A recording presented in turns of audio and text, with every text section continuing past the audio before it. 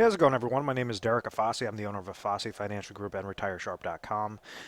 Today's topic I want to discuss with you guys investing in annuities, and when someone might make that mistake of looking at annuities as primarily an investment, and kind of show you when annuities are necessary with a specific situation, and then when many times they're not, and really just go through the pros and cons of everything. Um, Now, basically what happens is an individual might be meeting with a type of insurance agent, and that individual and that agent keeps pitching them a type of annuity, and might be talking about their different growth factors and saying, oh, okay, you're going to have this safety, you're going to have these great rates of return, and you're also going to have a guaranteed income, and all this whole slew of different things. And the problem that lies there is each annuity contract is different, and they each serve a purpose, a different purpose. What I mean by that is typically an annuity contract is really good if you're focusing on income, okay? Meaning that if you go and you say, I want to retire in a couple of years, and I have different retirement savings, whether that's in cash accounts, whether that's an old retirement account, such as like 401ks, IRAs, Roth accounts, whatever that might be, and you understand kind of what your budget is for those next couple of years, what you really have to receive on an income basis, well, you could leverage an annuity contract to provide you this guaranteed lifetime income at that specific point in time. So, as an example, let's say if somebody's 62 years old, they want to retire at age 66, correlate that to, when they're triggering Social Security income, they have these different buckets, kind of think of them as buckets, as little retirement buckets there, and they're kind of at this question mark stage of saying, okay, I know when I want to retire. I know how much I need to retire on, how much income I need coming to me every single month to correlate to my expenses, but I just don't know how to pull out withdrawals properly, from these accounts. And I've heard these horror stories that if I pull out too much, or if I basically take too much risk, that I run that risk of outliving my monies. I have that longevity risk and that inflation risk that could really, hinder my accounts and leave me SOL when I'm in my 80s, when, I'm not going to be working anymore. So this is when annuities can work really, really well. Is an individual could leverage these types of accounts, a portion of these accounts, very, very important to understand, a portion of these accounts, and only as much as necessary that will accomplish what your income goal is.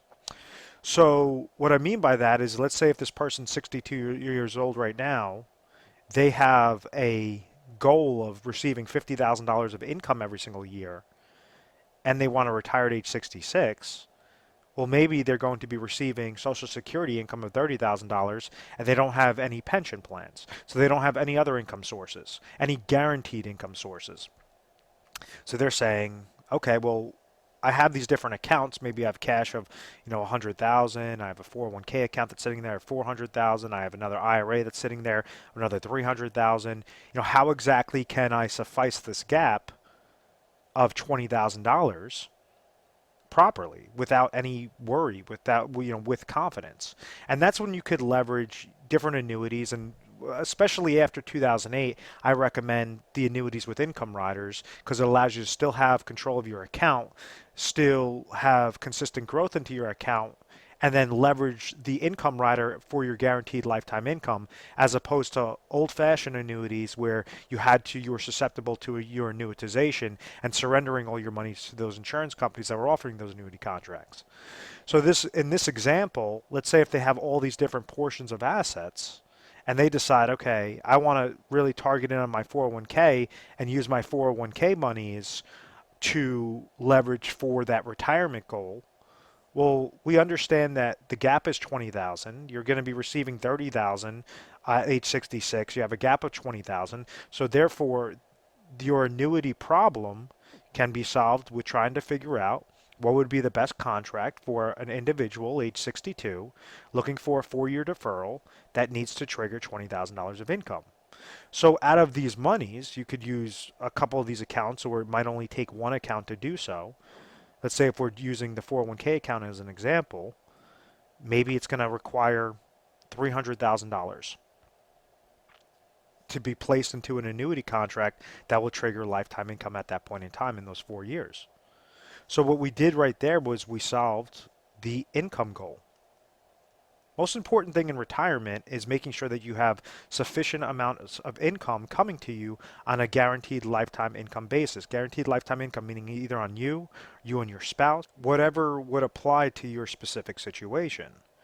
So in this scenario, this individual had $800,000 of retirement assets. And what we're saying is if you leverage 300,000, and this is just a hypothetical example, this $300,000 with the best contract will provide $20,000 of income for the rest of this person's life, for the rest of this person's situation. With that being said, now they have, because they only leveraged 300,000 out of their 800, now they have emergency funds, sufficient amounts of emergency funds. They have $500,000 that they could now leverage, take a portion of that, use, and rule of thumb is about 6 to 12 months of whatever your expenses are in a given year. So let's just call it, 50,000, or let's just say 100,000 could be placed into emergency funds, meaning very liquid cash, something in, whether that's checking, savings, money market accounts, whatever the case may be. In case there's ever an emergency, they could dip into these monies. And then out of that situation, now you have $400,000 that you could invest it. And this is where the inflationary goal comes in. You can either try to grow these monies and take on that risk of, market risk, of volatility, of inflation risk, trying to really have significant growth because you're not trying to pull out monies. That's what this annuity income was for. That's why you designated any specific portion into annuity contract. Now, the mistake that's made, let me clear up this. The mistake that's made time and time again is you have insurance agents that are selling annuities, and what they try to do is tell you, oh, if you want growth, we could throw you into an annuity. You want great growth, we'll put you in a variable annuity. If you want great income, we're going to throw you into an immediate annuity, or an annuity could solve that. If you want to have deferred income, we could throw you all into an annuity, a deferred annuity, an immediate annuity, whatever that case may be. And what happens is you have these situations where an agent will go to the client and explain to them why it's necessary to take their full nest egg and throw that into an annuity contract. And annuities are like an individual tool in a tool belt. You don't want to use the back of a screwdriver to hammer in a nail. You want to use the best tool to hammer in that nail. You want to use the hammer. And it will it'll make that process a lot easier, a lot more efficient. That's the way you have to look at annuities. Annuities are used for income and for safety.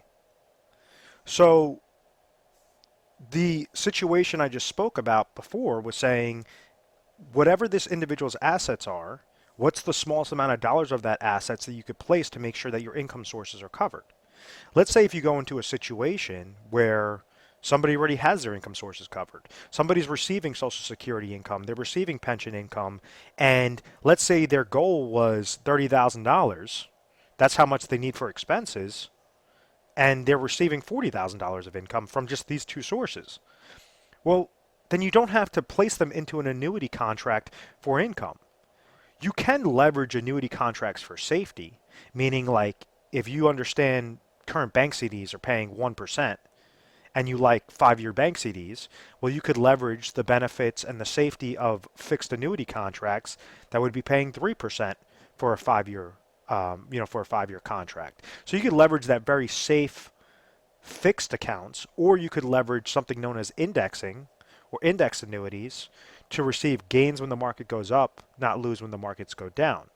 If you're trying to go with a safe, consistent goal, then typically the best recommendation is to not leverage riders, not leverage income riders, not leverage death benefit riders onto those contracts. Because anytime that you're adding on additional things to these annuity contracts, it's going to come with a cost.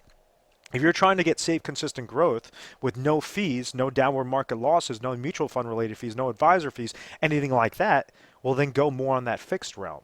Don't look at it as an investment of saying, okay, well, I'm going to go and throw my dollars into a variable annuity, and because it has mutual funds and it gives me income and it gives me death benefit, well, that's where you have significant amount of costs that just keep adding up and adding up and adding up.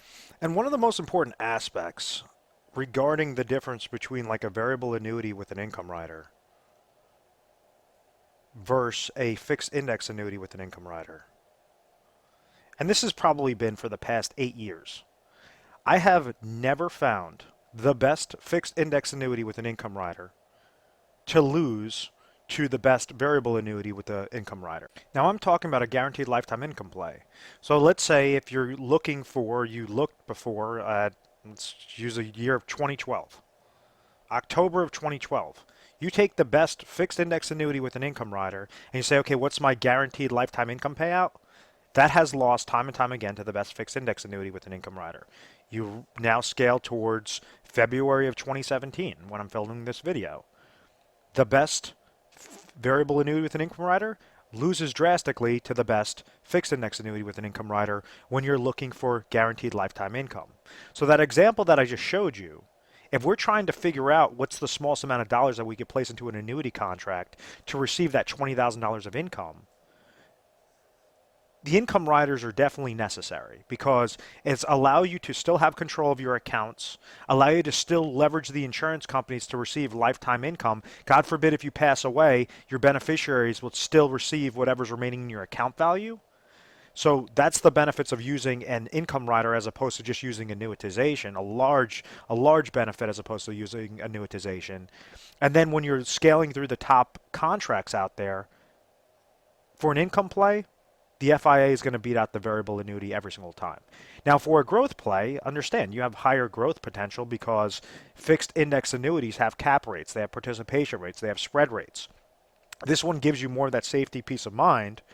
Variable annuities are tied to mutual funds and other variable annuity charges, variable annuity costs that could really hinder that account value or that account performance. If the market goes down, your variable annuity account value is going to go down with it, depending upon how large of a hit the market did take. So when you're looking primarily as an investment, I say you could leverage, if you're looking at a safe, consistent growth goal, go more towards that fixed route, more towards that fixed index route. If you're looking for a pure investment route, I would not recommend a variable annuity. I recommend that if you're looking for an investment, go with an investment. If you're looking for something that has uncapped rate of return, but then could also have uncapped losses, well, then go into actively managed portfolios. Utilize different mutual funds, stocks, bonds, ETFs, all of that. Yes, you're going to fall victim to reverse dollar cost averaging. Don't leverage that off of what you need as your guaranteed income sources. But if you're trying to beat out the pace of inflation and you're not trying to pull from those accounts, why would you try to restrict your money and get hit with many, many fees, much higher fees than what typical variable accounts, investment accounts would allow you to have, by just saying, oh, well, my insurance agent seemed like a really nice guy and he was telling me about all these different features. Yeah, you have to really read between the lines, though. If you're looking for the best income product, I would not recommend an investment type annuity. If you're looking for a safe, consistent growth product, I would not recommend an investment type annuity. If you're looking for an investment, then get set up with an investment. Get set up with something that has much lower negatives as opposed to going with something that will constantly hinder your account the longer and longer that you're in there. And this is where you hear retirement disasters. You hear retirement disasters with all over the place, obviously, because you have over 1,200, 1,300 different contracts when you're looking at annuities. Out of these contracts, you might have a handful, 10 to 20 that are very good for an individual situation, but then you have over 1,200 that are horrible for an individual situation. So the odds are those individuals are going to go into that bad situation if they're not dealing with independent agencies, if they're only dealing with agents and advisors that are not familiarized with the extravagant pros and cons of these types of contracts. There's ways on how you can leverage annuities for a great solution, but it's not a one-size-fits-all solution. You have to make sure that it's going to suit your individual situation. So I really hope I made my point with that. And, that's basically what we do is we try to educate you guys first and foremost. We have a 1-800 number available to you 24 hours a day, 7 days a week. 1-800-566-1002. We deal on a national basis. So when calling in, what you can expect is you'll deal with an assistant. You'll tell them your situation. They're going to patch you over to a specialist. That specialist is going to ask you a slew of questions and find out the 30,000-foot view of, what's your situation, what are your goals, what do you want to accomplish. Out of that, can you accomplish your goals by doing what you've been doing, for the last couple of years? Is kind of your ideas going to suit you and really get you to that finish line successfully? If so, well, then we're going to tell you, don't change a thing. You'll get there fine. You're completely, and we'll give you some free educational pieces, free literature, and be on your way. Now, many times individuals have gaps. It's because they're not financial advisors. The average individual is just trying to go to work, get paid, save their money, and hope that their retirement's going to be there. So what we like to do is instruct individuals that your plan could look like a perfect puzzle piece. And you just have to make sure that you're putting the right shapes in place, that you're setting up, you're leveraging your assets the proper way for pure confidence. And when you're looking at the 30,000 foot view and you're not getting caught up in the bells and whistles of a premium bonus or an income rider, 8% roll up or whatever the case may be, those are different marketing ploys that a lot of insurance companies try to dupe individuals into, and that's when you see retirement disaster. So you want to be educated first and foremost. Annuities are great tools to use for the correct situation, and they're horrible tools to use for for a bad situation. So I hope that all of that made sense. At any point in time, give us a call. We're A+ rated on the Better Business Bureau. We've always had very good reviews. We've never had any complaints, and I believe it's because of our methodical process and because of our education. I want to thank you very much for watching this video. I want to thank you very much for subscribing to the YouTube channel. At any point in time, you could visit our website, retiresharp.com, or subscribe so you have access to the most updated videos to Retire Sharp off of YouTube. So thank you so much, guys. I look forward to speaking with you soon.